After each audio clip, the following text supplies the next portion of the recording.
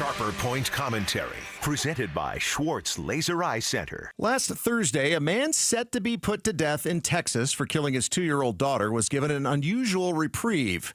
The Texas State House insisted they needed Robert Roberson to testify in a committee hearing on Monday. Roberson was convicted on forensic evidence and testimony that concluded he shook his daughter to death.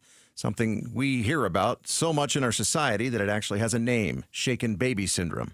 At that hearing for Roberson, which Texas's AG did not allow him to attend in person, celebrities like Dr. Phil McGraw spoke on his behalf. I am 100% convinced that we're facing a miscarriage of justice here. As did John Grisham, the author of many legal thrillers. The science was terrible. The jury selection was awful. From the opening bell, the prosecutor was allowed to point a finger at Robert and call him a baby killer or whatever. That persisted throughout the trial. Grisham, Dr. Phil, and Roberson's other supporters insist that his 2003 conviction was based on a now discredited theory that he shook his daughter to death and that Texas's junk science law should have exonerated him. ABC News reporter Jim Ryan joined us from Texas this morning, and he talked about how the police who interrogated Roberson felt he didn't react like a normal person to his child's death, unaware that Roberson had undiagnosed autism, and explained Texas's junk science law to us, something that has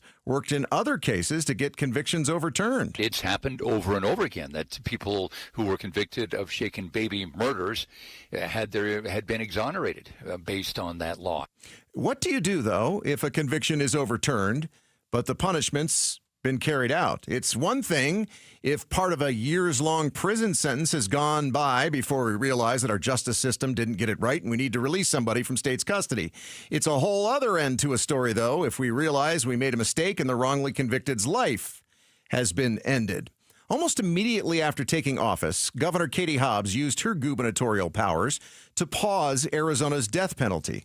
Pause it for the 110 prisoners currently on Arizona's death row. But some are wondering if her ultimate goal is to permanently pause the death penalty, something I believe would be a mistake. I witnessed an execution a few years ago. Based on how the state of Arizona carries out the ultimate punishment, I found that it wasn't cruel, and it's certainly not unusual, so it meets that standard in the U.S. Constitution. Because I'm sure the death penalty is the correct punishment for killing kids, especially when they're your own child, and because I want to be sure we can keep the death penalty on the table, we have to be absolutely sure before we put somebody to death. And that's why I'm one of those pro-death penalty people that thinks it's okay, that it takes years and years and years sometimes between conviction and the carrying out of that ultimate penalty. Thanks for watching Sharper Point. Click to see more from Arizona's Morning News and tap the button in the middle to subscribe.